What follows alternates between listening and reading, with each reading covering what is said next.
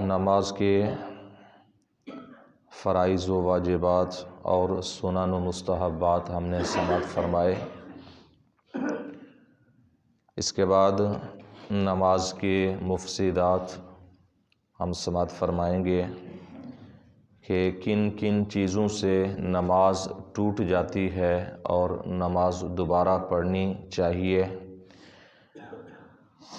اس میں تقریباً 60 سے 65 چیزیں فقہاء کرام نے بیان فرمائی ہیں کہ جن سے نماز ٹوٹ جاتی ہے۔ ان میں سے ایک چیز کلام کرنا ہے۔ نماز کے اندر گفتگو کرنا، کلام کرنا کسی سے یا ویسے ہی بغیر کسی سے اپنی ہی زبان کے ساتھ کوئی ایسا کلمہ نکالنا، کوئی ایسا لفظ نکالنا کہ جو نماز کا حصہ نہیں ہے، تو اس سے نماز فاسد ہو جاتی ہے۔ اب ایسا جان بوجھ کر کیا ہے یا غلطی کے ساتھ کیا ہے، نماز بہرحال ٹوٹ جائے گی۔ جیسا کہ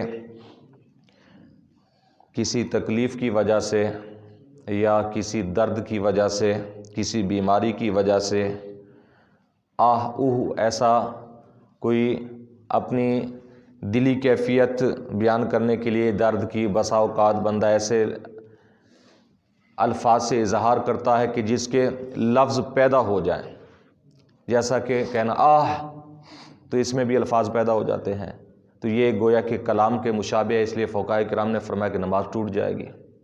اس طرح کا کوئی اور لفظ کہہ دینا، بہرحال غلطی سے یا جان بوجھ کر جس طرح سے بھی اگر کوئی زبان سے لفظ نکالا، کلمہ نکالا، اس سے نماز ٹوٹ جائے گی۔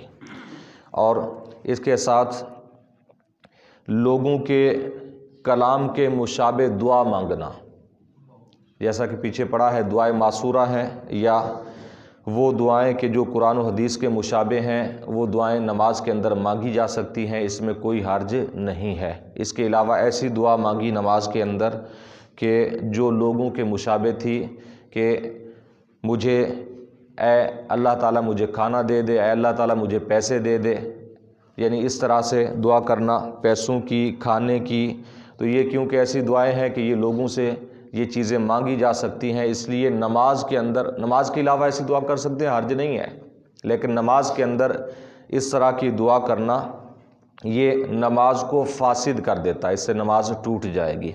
اور اس کے علاوہ نماز کے اندر سلام کرنا یا سلام کا جواب دینا۔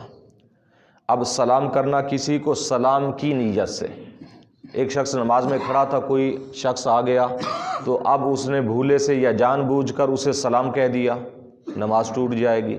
اور ایسے ہی کسی نے نماز کے دوران، نماز میں تھا، کسی نے آ کر سلام کیا تو اس نے اگر جواب دے دیا تو بھی نماز اس کی ٹوٹ جائے گی، اس کی نماز فاسد ہو جائے گی۔ یہ نماز کے اندر کسی کے سلام کا بھی جواب نہیں دے سکتے، نہ ہی کسی کو سلام کر سکتے ہیں۔ اگر کسی نے ایسا کیا ہے تو اس کی نماز ٹوٹ جائے گی۔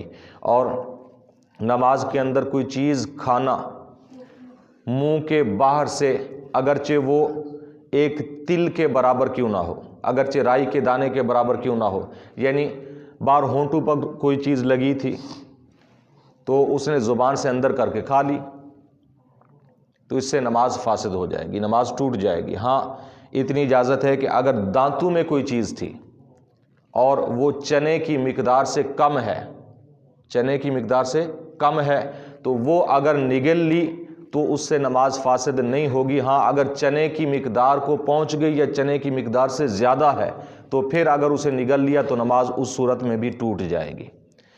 دانتوں میں اگر جو کچھ پھنسا ہے وہ چنے کی مقدار سے کم ہے، نگل لیا تو اس سے نماز فاسد نہیں ہوگی، نماز نہیں ٹوٹے گی۔ اس سے اگر زیادہ ہے تو پھر نماز ٹوٹ جائے گی۔ ہاں منہ سے باہر، دانتوں سے باہر، ہونٹوں پر یا باہر سے کوئی منہ پر کوئی چیز لگی تھی، اسے اندر کر کے اس نے اپنے منہ میں لیا اور کھا لیا، نماز کے اندر اگرچہ وہ ایک تل کے برابر یا رائی کے دانے کے برابر بھی کیوں نہ ہو، تھوڑی سی بھی کیوں نہ ہو، اس سے نماز بہرحال فاسد ہو جائے گی، نماز ٹوٹ جائے گی۔ اب یہ اس کا کھانا یہ غلطی سے ہوا ہے یا جان بوجھ کر کیا ہے، بہرحال اس کی نماز فاسد ہو جائے گی، اس کی نماز ٹوٹ جائے گی، نماز دوبارہ پڑھنا لازم اور ضروری ہوگا۔ تو یہ نماز کے کچھ مفسدات ہیں، باقی آئندہ ہم پڑھیں گے۔ اللہ تعالیٰ کی بارگاہ میں دعا ہے کہ نبی کریم صلی اللہ تعالیٰ علیہ وسلم کے وسیلہ سے ہم سب کو علم دین سیکھنے کی، سمجھنے کی، عمل کی توفیق عطا فرمائے۔ آمین بجاہ النبی الامین۔